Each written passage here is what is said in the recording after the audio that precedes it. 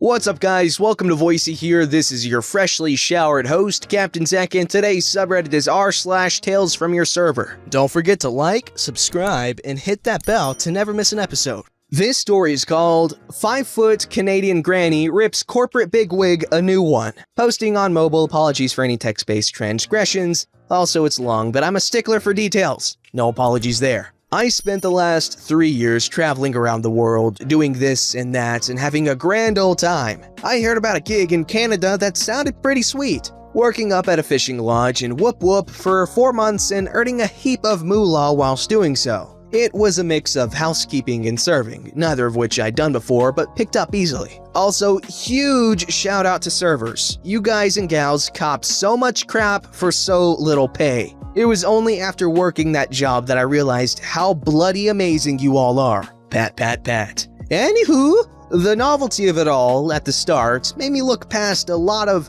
schlongish behavior. But towards the end of the season, everyone is fried and your patience wears thin. For the most part, the guests were fine. The old-timers who saved all their money and came up on their yearly fishing trips with their best mates or misses were my favorites. Great to talk to when things slowed down, and were so rapt to be up there, no staff could do any wrong. And without fail, they loved my Aussie accent and wanted to know everything about me. Tiring, but adorable. Then there were the corporate guests. Some were nice, but most were entitled douche canoes with too much money and not enough common sense. Any issue we had around the lodge could generally be traced back to these guys. But we couldn't do much about it because they were so good for business. So for the most part, you'd give them a wide berth and be courteous, as opposed to openly friendly and chatty. When guests paid for their 4-day trip, all food is included, as an open bar on wine and beer. Spirits had to be charged, but you can obviously get absolutely maggoted off a few brewskis with the boys,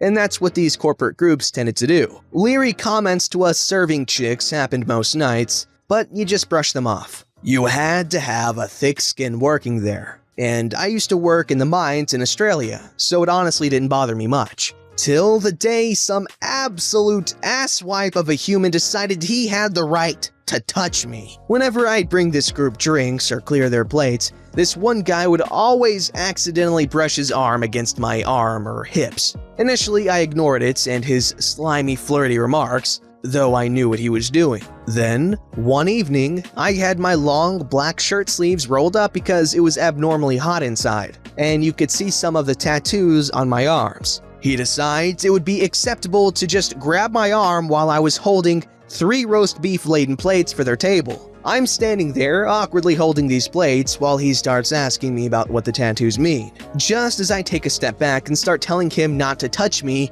God, I wish I had some pithy comeback, but I drew a blank. Enter this absolute whirlwind of a grandma.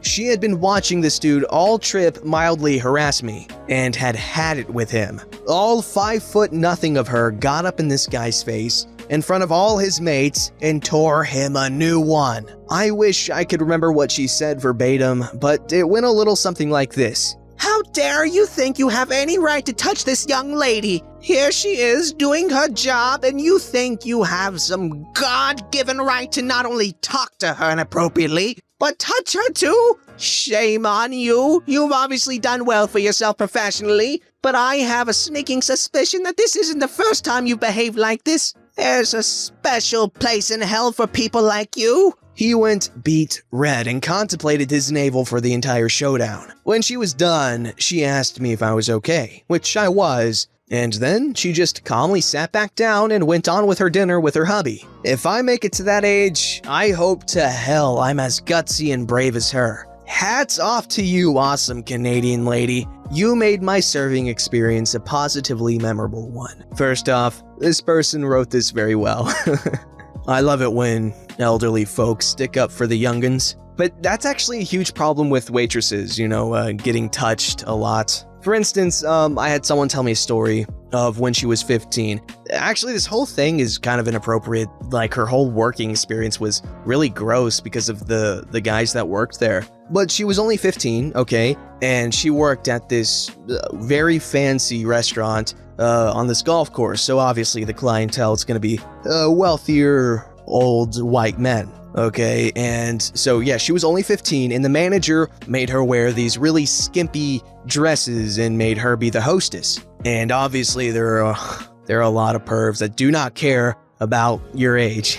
But that's not what I was necessarily going to talk about, even though there's plenty that could be talked about. But no, she had a coworker, and she was in her mid to late 20s, I believe, and she had worked there for a while. And because she was attractive, and because she wore short shorts a lot, she attracted a lot of attention from, the clientele there. And like I said, they were rich old white men, and I don't think you need me to explain to you the very prevalent associations that one may have with wealthy old white men, such as perversion. Okay, these guys were big old pervs, and they constantly slapped her butt, grabbed her, whatever. And you know what? She allowed it, because they always tipped her well. I'm unsure of how I feel about that, because obviously it's disgusting behavior, but I don't know. What do you guys think? This story's called, "Sorry sir, I didn't quite get it. No, we don't have that sauce." Sure, call my manager if you want. So, obligatory mobile formatting apology and obligatory background. I work as a waiter in an upscale sushi restaurant. Just for context, it's an all-you-can-eat restaurant, and we don't have a hostess. So the waiters take the customers to the table, get their drinks, and only go back if the customers require service. We require the customers to wait until a server is available to direct them to a table. Otherwise, we lose control of which tables have been waited. Some customers don't understand why they can't go in if there are tables available, but the cashier usually makes them understand. Also, there's always a soy sauce vial, English is not my first language, so I'm not sure what the correct word is, at the table. But for any additional sauce, such as tare or pepper jelly, you can just ask the server, and if we have enough, we can bring a serving to your table. So I work with another waiter that's been in this profession for over 9 years, and I've been a waiter for less than 6 months, just for context. I was also told by this waiter that I handled the situation better than he would have. Now on to the story itself. It was a pretty busy night, but me and my coworker were handling it pretty well. So I'm preparing some chopsticks and tamisara, the little plastic tray to put the sauce in, to remake a table when this large man approaches me and asks for something. I didn't understand because the other customers were being pretty loud, so I asked him to repeat. He said, "Bring me some more goddamn teriyaki sauce," and went back to his table. I gave a confused look to my coworker, who was a few feet behind me preparing some drinks, as if asking, "What did you bring him?" since I haven't waited his table and we don't have that sauce. Well, apparently the man saw that. My coworker returns the same confused look, so I go over to his table. I'm sorry, sir, did you say you wanted some teriyaki sauce?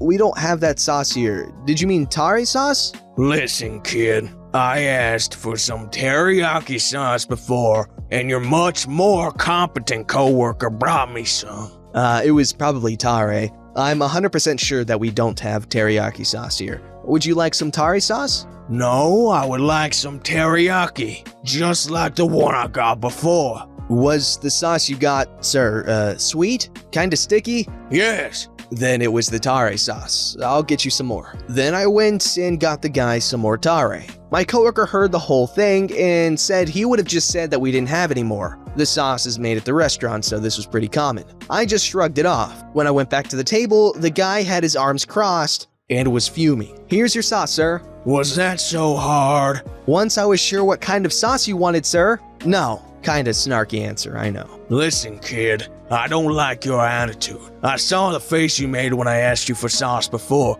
Do you have a problem with me? If you do, we can call your manager and solve that right now. Because I'm not having such a nice restaurant being ruined by morons like you. Me, obviously confused, had forgotten about the face I made to my coworker. "I'm sorry if I did something to offend you, sir." And then I just walked away. The thing is, my manager was behind him, as his table is directly in front of the reception desk. She was there talking to the cashier and came to see the commotion, but without making herself visible to the man. So later that night, I was finishing a table when I saw the manager waving at me from the desk. The customer was there as well. I was kinda nervous, as I've never messed up before and didn't know how my manager would act. I got there and the manager asked the customer, "Was this him?" Customer, head hanging down. Yes. "So?" Customer turns to me. Sorry for being rude with you before. You were trying to help me and I didn't care and didn't try to understand your side. I was dumbstruck. Thankfully, my manager stepped in before I had to say something and said to the man,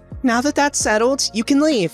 And please just come back when you've learned the name of all the sauces and know how to treat the staff." Apparently, he was rude to the cashier as well about not being able to go to an empty table without a waiter. The man got out. My manager said, "Next time, call me sooner," and just gave me a wink as she went back to doing manager stuff. That's beautiful. I love managers that are kind of like work parents, sorta. I feel like that management style is effective, like you care about your staff and you scold them when they do something wrong, and you protect them from unruly customers. And I don't know, it's just a charming management style that we need more of, and it's always wonderful to hear about. This story's called The Table That Made Me Quit My Job. Just read a Yelp review from the table that made me finally leave this job after a year, and it inspired me to make this post. So I worked at a cute little cafe kitchen in Williamsburg, Brooklyn for over a year. You know, the kind of place. Kitschy, Instagram-worthy, very cute, and pretty small, often attracting people who came for the aesthetics. Treat servers like servants and expect you to bend over backwards for them while simultaneously tipping you about 10%, if they liked you. I worked exclusively brunch shifts, which meant I regularly encountered the people who meet all of the above criteria, and much worse. Now, generally, I enjoyed this job because it was easy. I knew the menu front and back, it was laid back, and my coworkers were cool. But recently, ticket times were 35 to 45 minutes. And it was not a fun time to deal with disgruntled guests constantly. I got treated like crap regularly by guests.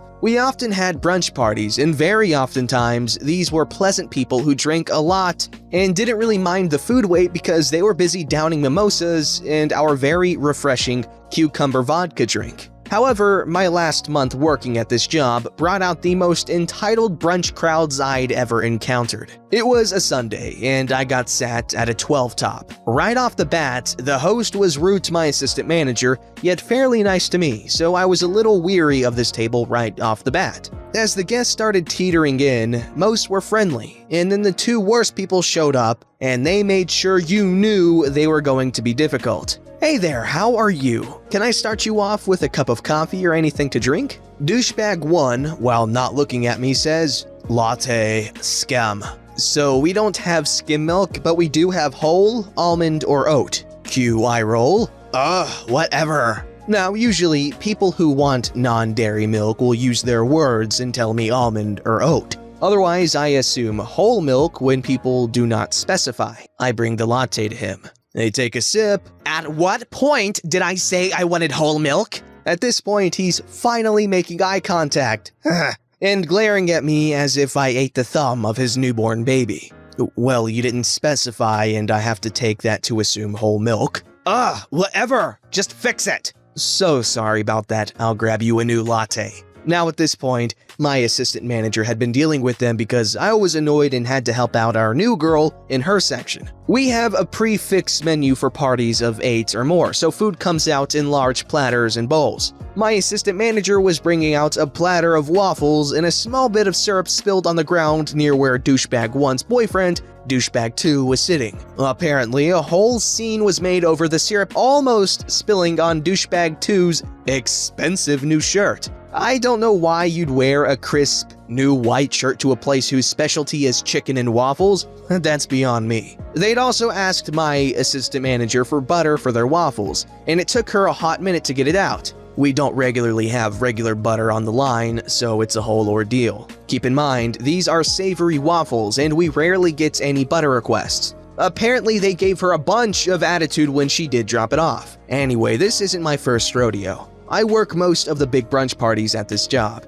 and had just the week before served a wonderful baby shower party. I keep water filled, the table clear of things they don't need, and ask if they need more drinks regularly. Aside from the two douchebags, everyone, who mostly ignored me whenever I tried to ask a question, seemed happy and fine, and the rest of it went smoothly. It was 5 p.m. We stopped seating at 3:45 and stopped serving food at 4. I was doing my side work. Normally, I'm gone by 5:30, but because of this party, I had to hold off on doing side work for a bit. which was fine. Until they posted about how upset they were that no one was tending to their every need after they'd finished their meal, stopped ordering drinks a while ago, and already closed out. Our dining room is set up into 2 rooms of 2 different vibes, but they are literally right next to each other with no separation. I was sitting in the next room doing side work. They were furious that I wasn't right there waiting for them to need me, because they had to walk 10 seconds to get to the next room to ask me to take a photo.